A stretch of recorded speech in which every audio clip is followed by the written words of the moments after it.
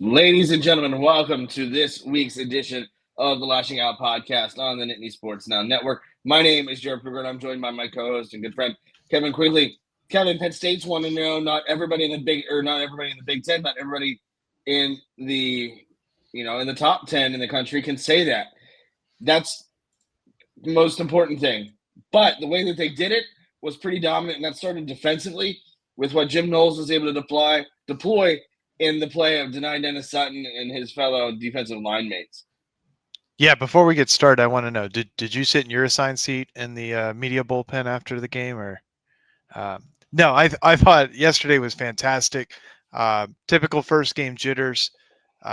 James Franklin was in midseason form. If you watch his press conference, I thought he was yucking it up with the media as he always does. And it's just good to see. I think the vibes are good around the stadium. Vibes are good around this program. And for a first game, I think you saw a lot of teams around the country who, they were playing much stronger opponents, I think it's fair to say. But even teams that, I don't know, I think like Michigan struggled a little bit with New Mexico State there for a little bit. Penn State came out. They were focused, they were dominant, and they executed well. And for college football, where you don't have preseason, you don't have three games to get it going, I thought they looked good. And like you said, the defense came to play. And for Jim Knowles' first game at the helm, man, I'm excited for what we're going to see the rest of the season, because that's about as vanilla as it's going to be for Jim Knowles' defense. I want to talk a little bit about that defense real quick before we get into specific players. Outside of when Penn State took their subs out or put their subs in, the Nevada Wolfpack had two drives that obviously were positive yards, more than 10 yards. The 5 other drives that they have went for 5 yards or less, including 2 negative yardage drives. Obviously, the 44-yard drive that started the game resulted in a fumble. The first forced fumble of the day for Dani Dennis-Sutton was phenomenal. They got that field goal there late in the first half. It was a 59-yard drive. After that, 1 yard, -9, another fumble, -10. Then the second group put in, they turned it over on downs. Then they had a punt of 5 yard after a 5-yard drive, and then a 50-yard, touchdown drive on that final series. But for Penn State, they played a great game. That's exactly what they needed defensively. They were totally dominant. They got a lot of guys in the game. Looking at the amount of players that racked up a tackle or statistic defensively, it outnumbered what Nevada had, which I thought was impressive. But there were guys that were first-year guys that were making some serious plays. The one that comes to mind is Xavier Gilliam. He's a redshirt freshman. He gets that quarterback hurry and that little tipped ball, that set up Zane Durant's first career interception. But it was a defensive domination led by, guys like Amari Campbell, newcomer. He's got the green dot, which is impressive for a guy that just joined the program. But at the same time, it's a brand new defense. He and the defense came in at the same time together. He had 6 tackles.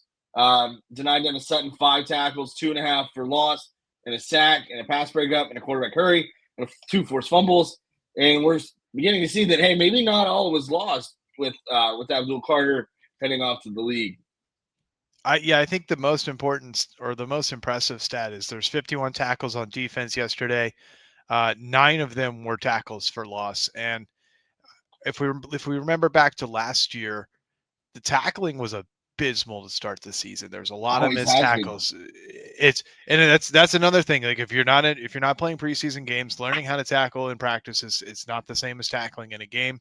And I think tackling across college football yesterday, or I watched Virginia Tech game today, mostly because I'm supporting my guy Brent Pry. There's a little beef between me and some Virginia Tech fans who think he's the worst coach to spawn on this green earth. But 9 tackles for loss on 51 total tackles.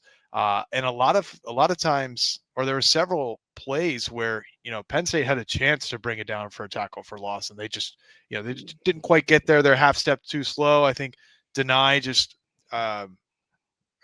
kind of wild to say is I think he was over aggressive yesterday. Yes, I think that's A fair. lot of over pursue, and I think that's been just like remembering how Dani Dennis-Sutton plays. I think he is always just a little bit over aggressive, and now that he's the featured guy, like the aggression is great, but he needs to learn to contain it. I think that's probably the only critique there. Like blowing up the option play yesterday, that's fantastic. Like that, his assignment on that play is to go get the running back, let everyone else deal with the quarterback. Like Well, and the shut that way down. I'm glad you mentioned the option, but the way that Jim Knowles is presenting that play and defending that play, I think is spectacular. First level guys, the defensive line, they've got the handoff. And then the second level guys have the pitch. And that's letting guys just play free. They have one responsibility. They're going to the football. And that is why that didn't work. And I think that's a tribute to what Jim Knowles is calling. But if you're gonna play that way, that frees it up so much more. And that's a lot of what the players talked about. Amari Campbell, Dani Dennis-Sutton, Zane Durant, just talking about being able to play more freely and only having one responsibility. And when you're out there playing like that, you see what happens. Again, it's only Nevada. I think they played a decent football game, and they're going to be a decent team. But, man, it's nice to see them fly to the football, fly around. They made Chuba Purdy's life absolutely miserable in the backfield. He was running for his life. And when you're able to do that, good things happen. For the defense, they did. They forced 3 turnovers.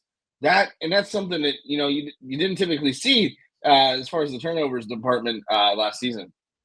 Yeah, and you and I both play golf. The worst thing that you can do in golf is to have 6, 7, 8 swing thoughts going on in your head, right?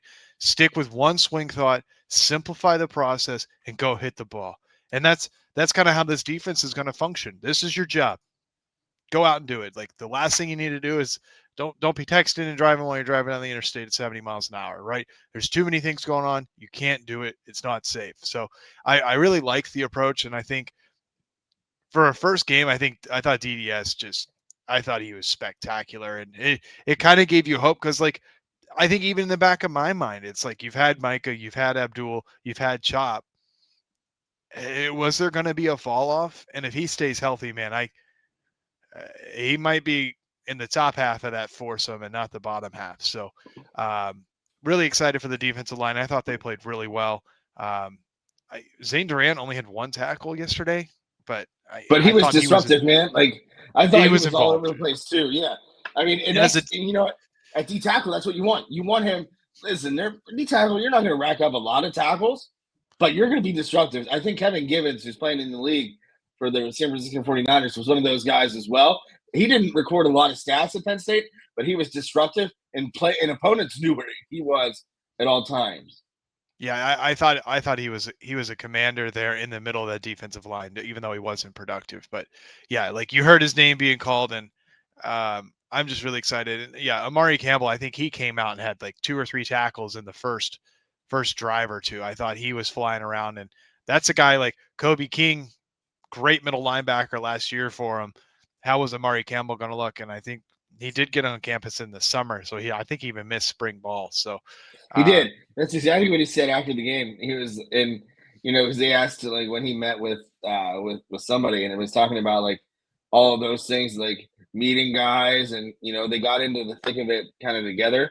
But yeah, I mean, he was impressive. But when you have that play up front with guys like Dani Dennis-Sutton and guys like Zane Durant and even Gilliam and some of the other guys that played up front, Chaz Coleman had I think a pretty good game, even though he didn't record very many stats at all. I thought he was disruptive as well. That opens things up for the linebackers. That's why you have Tony Rojas with 2 tackles for loss. That's why you have guys like that that have those types of games. And again, it wasn't like they played a lot. They exited the game there. The first group and the first groups of substitution exited the game there in the third quarter. So I mean, it was just one of those things where you're able to get a lot of what you wanted to get done. Guys are able to make their presence known, and you were still pretty vanilla as far as your coverage package and your defensive fronts go. So I mean, there's a lot there to be happy about for Penn State defensively, and I think that's a really good start. And obviously you've got FIU coming up this Saturday, and it's going to be one of those situations where now, let's see what happens. And the defense was down 2 starters yesterday. I know Zariah Fisher was out, and I thought the defensive line looked great without him. So the addition of Zariah Fisher back in there is, I mean, that's just going to be another weapon at their disposal. Just to get to the secondary real quick, Davian Collins did get that second starting cornerback job. I was surprised by that. I think he's a baller, and I think I've said it many times. He's the guy I've been focusing on this roster on the defensive side. So I'm happy for him there to see it, and I thought he played really well. Zaki and Antoine Belgrave Shorter also look good at safety. So I thought the defensive unit looked good. There was a couple drives where it was just a little sleepy, but credit to Chubba Purdy. I thought he was athletic. I think he can play. He's not been healthy in college, so he ends up at Nevada. Yeah, it's a lesser school, but I think he has a lot more talent than what his position as the Nevada starting quarterback would dictate, or just to be in your conscience, like, oh, the Nevada starting quarterback, he can't be that good. But no, I think he's a good player. So for them to be as productive, only 203 yards yesterday, and 4 for 11 on third down, not bad at all. So obviously things to clean up, but a good first showing from the defense. Yeah, overall, I mean, I think it was exactly the way you want to start a season. And we're going to talk a little bit more about Penn State football when we come back from this break on the Nittany Sports Now Network. Welcome back to the second segment of the Lasching Out Podcast, Nittany Sports Now Network. He's Kevin. I'm Jarrod. Kevin, as great as the defense looked, the offense has a lot of room for improvement, which is not a bad thing by any means. They still put up 46 points. They still had a great offensive output. There's a lot left to be desired on finishing drives and in their red zone play, where things kind of condense and it makes it a little bit harder to score and those sorts of things. But ultimately, Drew Aller looked good. It was nice to see the receivers get involved in the game for the first time since the Fiesta Bowl. Kyron Hudson, Trevor Pena, both had really good games, really solid games in their 3 quarters of action. And that's exactly what you want. You wanted to come out, execute. Obviously, you would have wanted some more points. Nevada ruined it late as far as covering. But at the end of the day, a win is a win. There's room for improvement offensively. But it does seem like, even though it's Nevada, that they have some pretty decent receivers this year.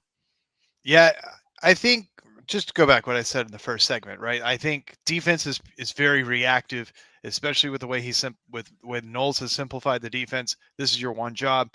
Offense it's a flow, it's a rhythm, it's dancing with a partner. It's all of the things that you can't mimic in practice, and until you get it up to game speed, you don't actually know what it's going to be. So the one positive statistic, yeah, they didn't finish all of their drives. They went 4 for 4 on field goals, but they scored on 9 out of 10 possessions where they were trying to score. The 11th possession was the kneel down, which that was a fiasco in itself, but just scored on 9 out of 10 possessions in your first game when you are rusty is impressive. And I thought the pass game was fantastic. I thought just the execution there. Drew was 22 of 26, and I think he had like 1 or 2 drops in there as well, just balls that should have been caught. So I like the rhythm from him. And I got to credit this guy Kyle Leff on Twitter. Penn State wide receivers had 9 catches in the first half of this game yesterday against Nevada. All of last season, they had 2 games in their entirety in which receivers had had 9 catches. That was Illinois and Wisconsin. And one time they had 14 catches, which was Kent State. So they did that in the first half, and that's that's the tied second most productive game from the wide receivers in terms of receptions compared to last season. So just looking, Trevor Pena has 7, Hudson has 6, Tassir Denmark has 2, and then Devontae Ross has 1. So probably their most productive wide receiver game, beating anything that they did last year. And of the questions that we had going into Saturday is the new look wide receiver room actually new look? Is it going to be productive? And man, I'm excited for Trevor Pena and Kyron Hudson. Devontae Ross it's the question. The book is still open there, but the performance of those two dudes put out yesterday, man, that's exciting. We knew that Devontae Ross was going to play a lot, and he didn't. Obviously, still got reception, had one target. Boom. They got a lot of touches. And Aller, it wasn't an easy day for Aller. Nevada up front did a really good job of really getting in the backfield. That's why the run game only accumulated 135 yards. Katron Allen and Nick Singleton still got their touchdowns, but Nicholas Singleton only had 19 yards. Katron Allen had 43. Drew Aller had 20, and they just didn't do a great job offensively. Of picking up certain blocks and being certain spots. But again, it's game one. I think Nevada you're staying in your base package. If you're Penn State and if you're Nevada, you're going balls to the wall, trying to do whatever you can. But Aller, for as much as he was flushed out of the pocket, did well running when he needed to, passing. He only had 4 incompletions, had 217 yards and a touchdown, which was great. 85% completion percentage. Ethan Grunkemeyer, when he came in, was 7 for 9 for 86 yards. Did some really good things there too. Ran the ball as well, and didn't do a terrible job there. Had a touchdown. So, offensively, you have a lot to be happy for. People are going to sell out to stop that run. Katron Allen and Nicholas Singleton are 2 of the best running backs in the country. People are going to sell out to stop that and make Drew Aller beat him with his arm. And he beat Nevada with his arm today or on Saturday. And he mixed it up quite a bit too, which was impressive. 11 different receivers caught passes for 303 yards, which is great. And it didn't result in a lot of points. I think that's probably where things really bogged down there in the red zone. But they're getting some splash plays too. Khalil Diggins had a 24-yard reception there from Grunkemeyer late. Rapouille had a 26-yard reception late. Kyron Hudson had a 33-yard reception late. Rapouille's reception was gritty too. I mean, yes. He was inviting contact. He said, "Who's next to hit me, and who's going to bounce off me next?" That was impressive. Cam Wallace seemingly has that third spot at running back. It's a really good position to be in, but that you still left a lot of meat on the bone too. So as good and efficient as it was at times, they still wrapped up 438 yards of total offense. So that's kind of what Andy Kotelnicki has done to us and to people. They had some good plays. 438 yards. You still had 303 passing yards, 135 rush yards. You put up some serious yardage. You put up some serious points, but know that there's still a lot left to be had. And that's the crazy thing about this offense. I don't think it's going to scratch the surface until November 1st of what it's really capable of. But again, now, you left a lot on the bone, but still you're able to run 71 plays. You average 6.2 yards a play, 10.4 yards of completion, and about 3.8 yards of rush. So obviously you have a lot of room for growth there. And despite the red zone lack of success touchdown-wise, you were still 7 for 7 in the red zone when you hit four field goals. So, there's a lot left to be had, but there's still a lot left to be happy with as well. Yeah, I think the offensive line probably has the most to prove from week 1 to week 2. And a lot of that is communication. A lot of the offensive line is communication. I think Nevada, credit to them, I think they were throwing the house at Penn State yesterday. And you saw even 2-3 minutes left in the game, Nevada is going all out. Those guys did not quit. Nobody on that opposing sideline had any sort of defeat because they're not playing to beat Penn State this year, right? They're playing to win the Mountain West. And I think with the way Boise State played this week, maybe Nevada has a chance. We don't need to talk about that, Kevin. Maybe Nevada has a chance at the Mountain West, or maybe they think that Boise State was this juggernaut last year, but this year maybe we can pull their numbers. So this week was about proving to themselves that they can disrupt and be productive, and I thought they were. They made Drew uncomfortable a couple times. No credit at QB hurries, which I think is a little weird from our favorite stat platform. 1 sack, but Drew never. He didn't consistently have a clean pocket, and I thought he was effectively mobile, got out when he needed to. Some of the hits that he took, I probably don't want him taken against Nevada, but he's a competitor, he's a gamer, and he's just going to lock in and do what it takes. And I thought there was that 1 3rd down run close to the student section end zone where he just took the defender on and pushed forward and got the first down. So, yeah. And then you mentioned Ethan Grunkemeyer came in 15 plays, 94 drives for 94 yards for a touchdown, first drive of the game. And if your first snap of the game is 4 or 6 yards, I forget what I just said, 4 or 6 yards from the end zone, that's a pressure snap. And, you're playing against primarily a starting defense for Nevada, and you just marched down the field in 15 plays. You've been sitting on the sidelines for 2.5 hours, 3 hours at this point in time, and you're just like, yep, no problem. So a lot of good things from him as well. So really excited. Sure, the run game left some to be desired. I think Nick only averaged 2.4 yards a carry. I thought he was effective early, but yeah, I think the offensive line has something to do. And I think the only thing I really want to see is, I watched a lot of other games, and a lot of other teams are getting their wide receivers in space. I don't know if it's through crossing routes or if it's just attacking zone defense. And maybe if Penn State wide receivers show that, they're capable, you get out of man coverage and you get into zone defenses, because if your wide receivers are nothing to worry about, the teams can play them in man and dedicate more people to the run game. Whereas if you actually have a legitimate passing threat, you might have to cover more. You might have to put more defenders in zone defense or run more zone packages. And that's what creates spaces. And if you can attack the mesh points of the zone, that's when you start getting your big plays. And I think what we saw on Saturday or yesterday, I think the players are going to be capable of exploiting space if they can get into it. It's just a matter of generating it. And again, it is the first week. They have a lot of good film to look at. And like we both said, that's as vanilla gets on both sides of the ball. I mean, they pretty much ran base packages. There's no special plays. They ran a couple 2 running back sets. I thought it was pretty standard stuff, and it's just like we know we can beat you with the first 5 pages of the playbook. There's no reason to get any further than that.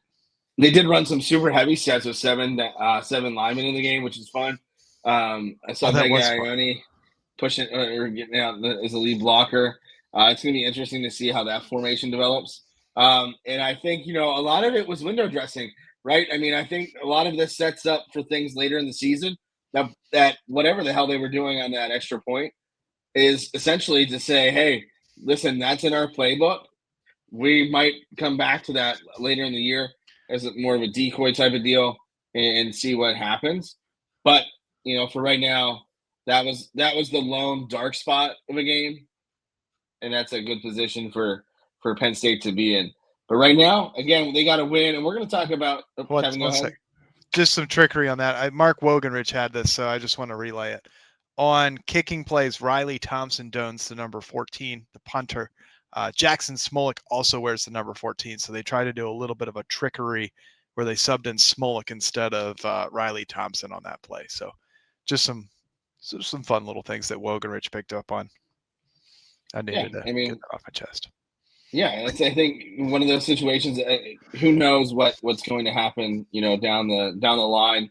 But for now, it's going to be one of those fun things to see how everything develops and where they go from here. And they've got FIU coming up. But we're going to talk about why it's just important to win, just like Penn State did when we come back for the third and final segment of the Lasching Out Podcast on the Nittany Sports Now Network.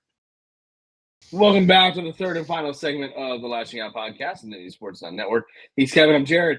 Kevin, Penn State won. That is the most important thing that they did this weekend. It doesn't matter how they won. It's the fact that they won, because as chaos involves all of the top 25 and beyond, it's important to make sure that they maintain their winning ways. I have Penn State going the distance, going 12-0.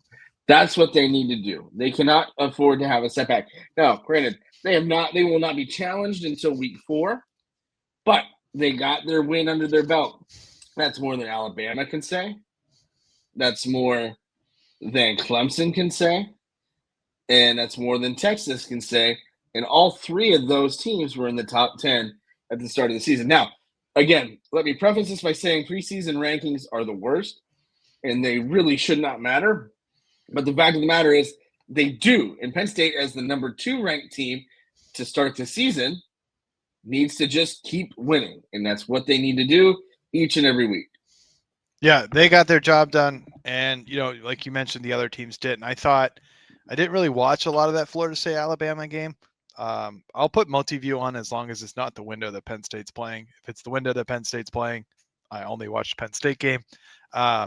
So I didn't really get to watch a lot of that. But the number 8 ranking was suspect. That they looked awful in the bowl game last year with Jalen Milroe. They lost to Michigan, and they were blaming the rain. And it's like, no, Jalen Milroe stinks. Like, not a great college quarterback. He graduates. They have a brand new quarterback. First start on the road at Doak Campbell. Now, do I particularly have an affinity for Florida State? Absolutely not.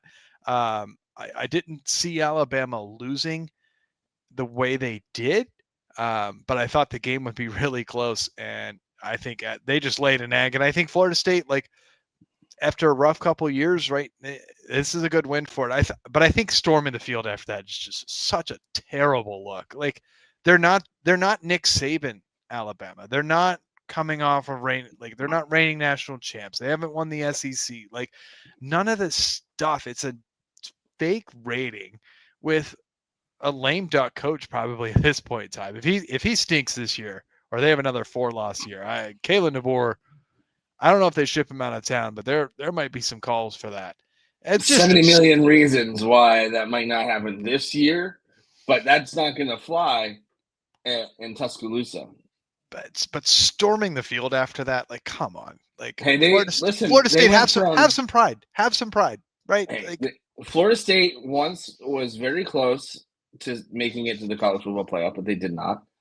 And then the next year they went, oh, it was awful. And then they're like, oh, well, that's probably why. But, at the end of the day, they won the game. And they finally won a game, a big game. Kent State won their game for the first time in quite some time. Shout out to the Golden Flashes.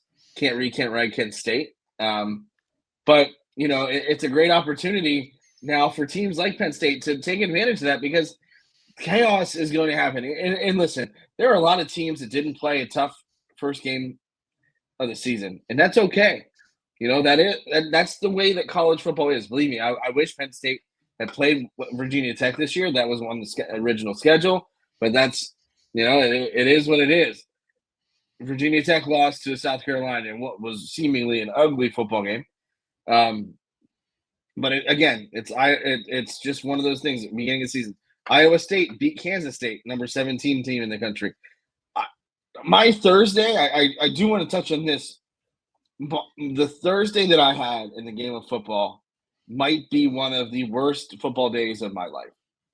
The Cowboys traded Micah Parsons to the Packers. And then later that night, my beloved Boise State Broncos went out and absolutely got destroyed by South Florida. I was trying to come up with a safe for work version of what I wanted to say, so it took me a little while for that one. So my football season came to an end there on Thursday. But again, I think you have a friend. I think you and I have a mutual acquaintance that is very happy about the Micah Parsons trade. Yeah.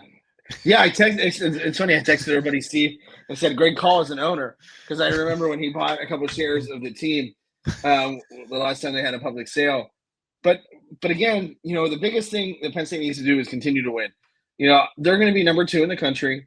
Ohio State's going to jump to number 1. That was not a pretty game by any means. I don't think that Sarkisian helped Arch Manning at all. I don't think that Arch executed as well as he probably could have. Matt Patricia's defense was pretty tough, and honestly looked more so along the lines of an NFL-style defense, which is going to give people fits. But, at the same time, you got to go out and execute. And, they had one more touchdown than Texas did.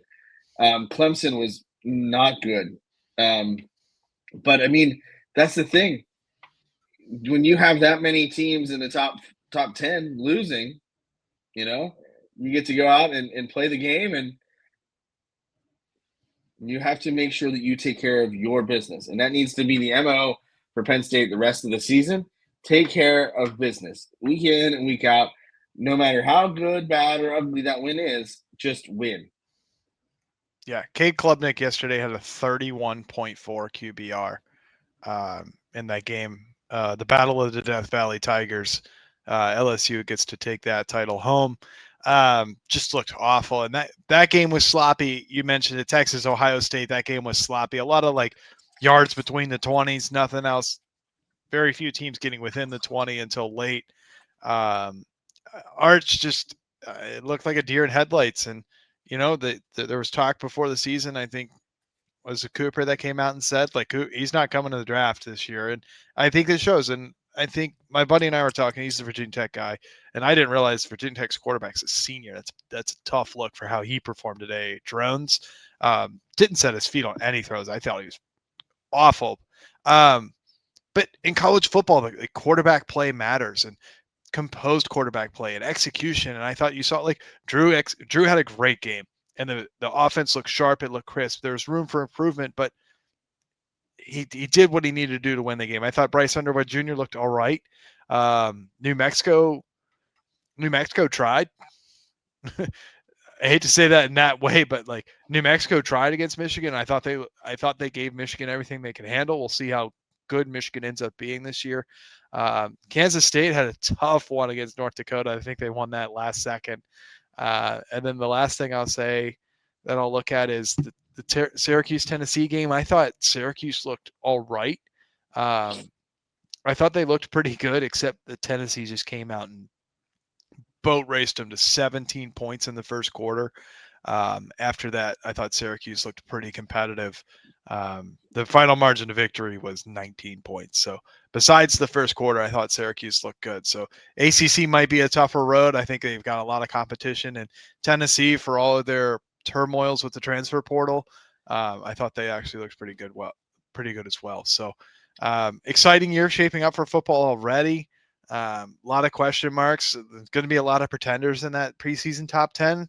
And, you know, some people are going to come from outside the top 10 to take the spots of those pretenders. So I'm anxious to see who that's going to be. I'm anxious to see how the top 5 is going to shape out.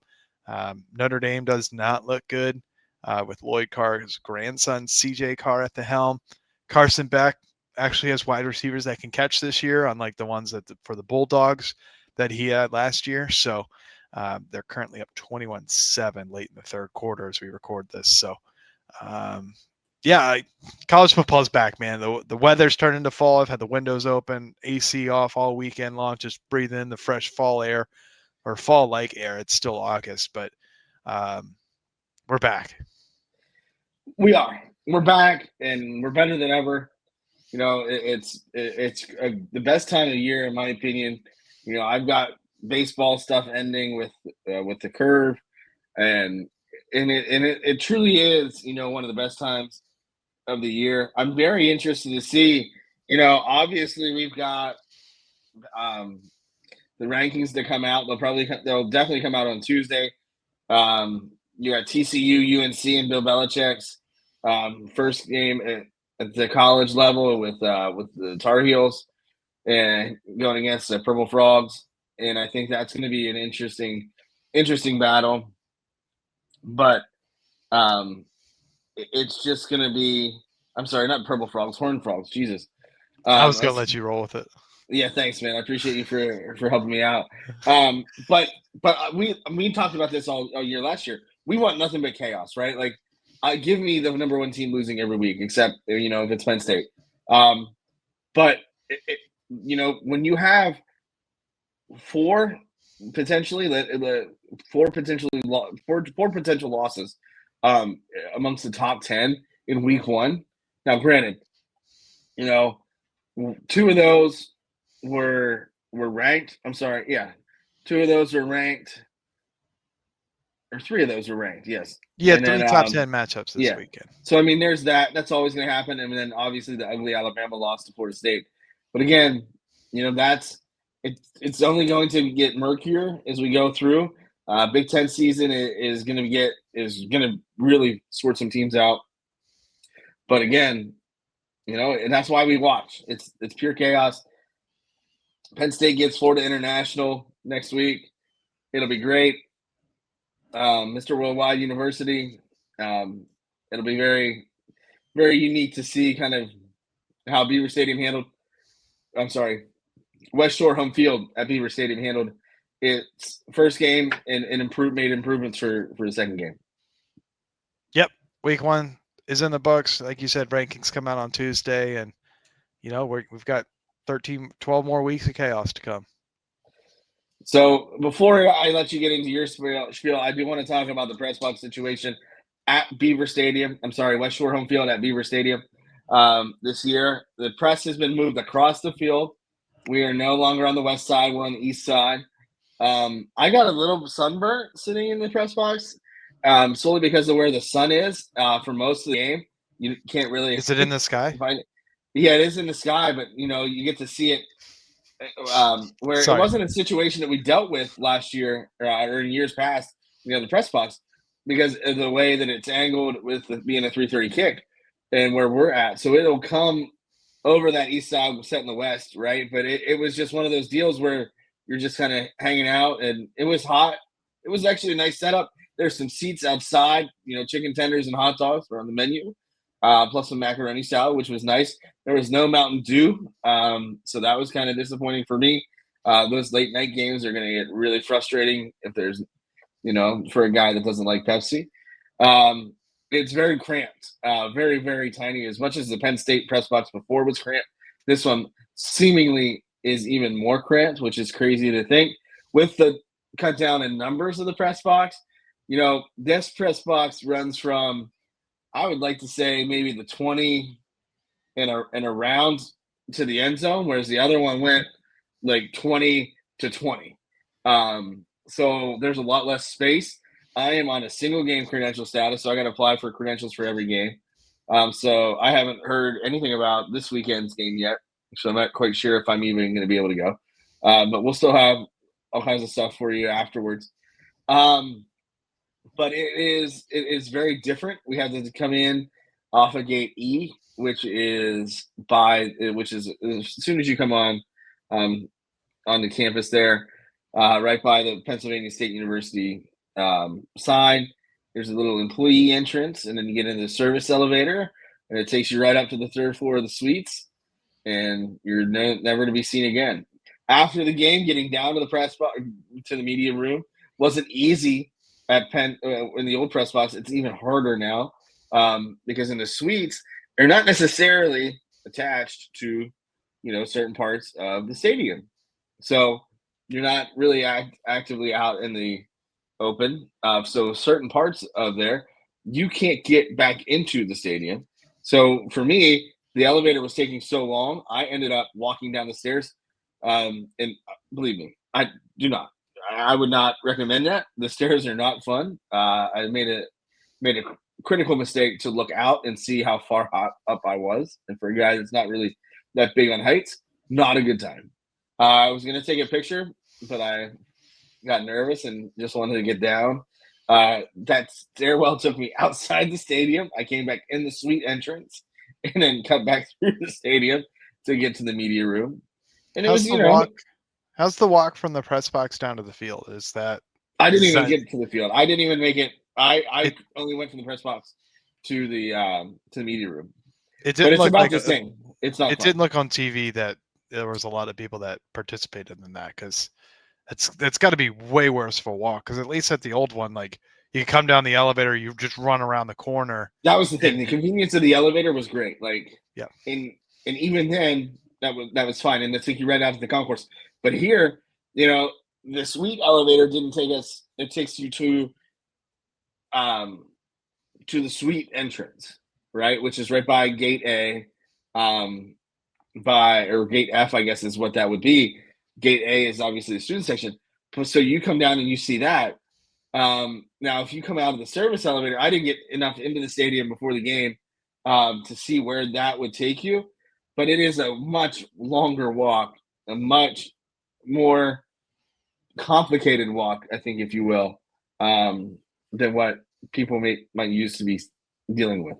But yeah, there were a lot of people that stayed up in the press box for the remainder of the game rather than being on the field. I'm at a point in my 10 years now. This is my 10th year covering Penn State football. I've been on that field enough to not have to worry about it. Like for a first time game, it's great. Getting down the field, being field level, I think that's really cool. But I mean, for me, there's no need. You're not going to be able to get a lot of stuff anyway. It's more of a flex that you can play on social media. I think for a lot of people, yeah, I was on the field, right? But it was just one of those deals where I stayed up and then got tired and got impatient and walked down the stairs. And my quads are hurting for it today, but it was still a good atmosphere, still a good experience, and we'll see where the rest of the year takes us. We got to get you in the gym. No, the only thing they were about 1,000 stairs. Like, it was not fun. No, the suites are pretty high up. The only thing I would say is the only thing I like about going down on the field is like seeing the true speed of players. Seeing that, like, I think you can really judge that a lot better on the field than you can from the press box. That was my takeaway from the one time I did it. But yep. No, and listen, I'm glad you mentioned how high that press box is. Like, it is higher. Most press boxes in the Big Ten, especially Ohio State, super high. Very high up there. You're just kind of like, feels like you're on top of the stadium. This was a very different view compared to where we were, last year, and obviously the last, 60 years at Beaver Stadium. So I mean, that is one of the craziest things that you get used to. It's a different view optically, which is weird. You're seeing the ball differently now, the way than you're used to. So that was kind of an adjustment period. I was looking at the chains, and when I was on the other side, the down the distance markers were, I could see them because they were on the home side. Now I had to look straight down and see them, and that's just a little bit different of a situation. But it's much higher. You can see the entire campus now, like, from where we're at. You can see, like, all kinds of stuff now, which is not something that we were able to see, with the suites blocking us last year. But I don't know how permanent this is. The scuttlebutt was that is the permanent spot, which is kind of unfortunate because of the cut down in seats. But, which it is what it is. Yeah, hopefully it's not. I'd like to be back on the east side. Do you have any parting shots? No, I think you got it. You got the parting shot in, and it's week 1. I'm full of positivity. I'm pumped for this season, so I'm going to cede my turn. Look at you. We are in mid-season form. We'll be out later this week with our preview for Florida International University, Mr. Worldwide. We'll talk about our picks, how good or bad they were. Then, after all games have turned final, then we'll talk about some different things as well on our next episode of the Lasching Out Podcast. Thanks, as always, for listening to Kevin and I on this podcast on the Nittany Sports Now Network. We'll catch you again later this week.